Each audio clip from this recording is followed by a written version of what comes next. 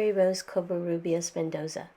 I make drawings and sculpture and installations using different methods and materials, and for the last 10 years anyway, I do that here in my studio in Southern California.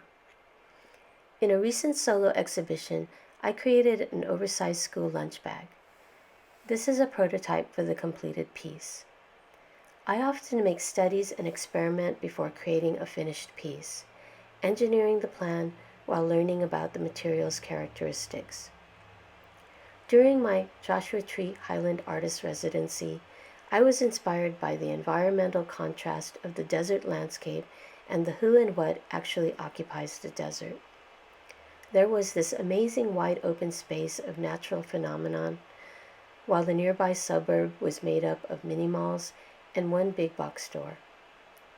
Having never set foot in a Walmart superstore, I was overwhelmed wandering aisle after towering aisle of consumables in a space the size of a football field. This juxtaposition, miles of boulders carved by desert winds, and rows of boxed consumer items said so much to me about Americans and how we live and how we value. Materials and found images contain history, memory, and story, and through manipulating them, I express a visual language.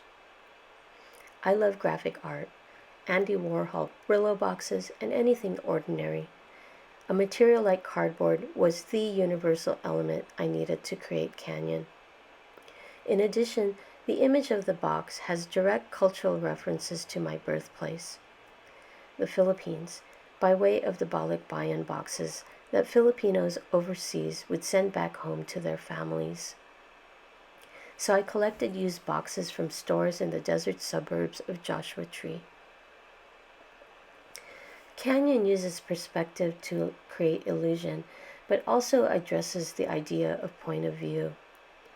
I am interested in perspective not just as an aesthetic technique, but in how one navigates the world and how it defines as well as oppresses.